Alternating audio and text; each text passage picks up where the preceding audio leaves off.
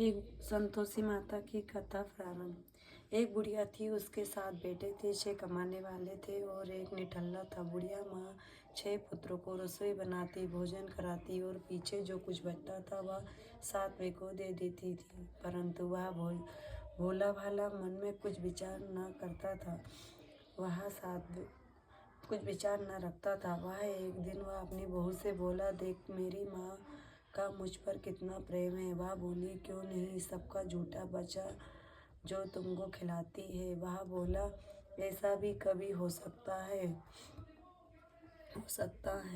बहू ने हंसकर कहा, देख लोगे तब आँख से लोगे तब तो मानोगे।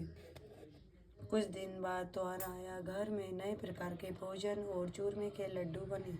वह जांचने को सिर दुखने का बहाना कर पतला वस्त्र सिर पर ओढ़ रसोई घर में सो गया। वह कपड़े से सब देखता रहा। 6 भाई भोजन करने आए। उसने देखा माँ ने उनके लिए सुंदर सुंदर आसन बिछाकर नए प्रकार की रसोई परोसी। उन्हें आग्रह कर जिमाया। वह देखता रहा। जब 6 भाई भोजन कर के उठे तब माँ ने उसकी झूठी थालियों में से लड्डू को टुकड़े उठाकर एक लड्डू बनाया। जूठन साफ कर बुढ़िया ने उसे पुकारा, बेटा 6 भाई भोजन कर गए हैं, अब तू बाकी है, उठ ना, कब खाएगा। वह कहने लगा, माँ मुझे भोजन नहीं करना, मैं परदेश जा रहा हूँ। माँ बोली, तू कल जाता हो तो आज ही चला जा।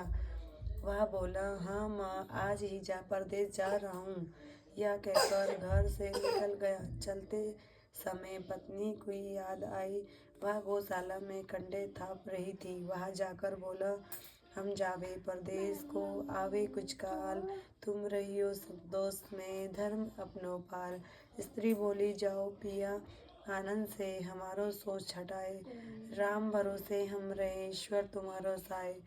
देव निशानी अपनी देख धरु में धीर, सुधी मत हमारी विसरियो, रखियो मन गंभीर।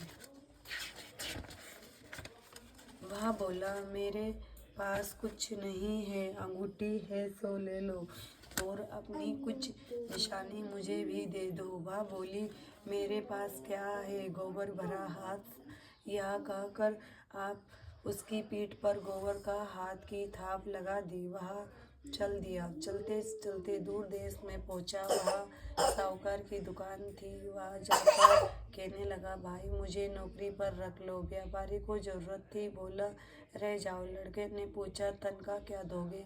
साहूकार ने कहा, काम देखकर दाम मिलेगा। साहूकार की नौकरी मिली।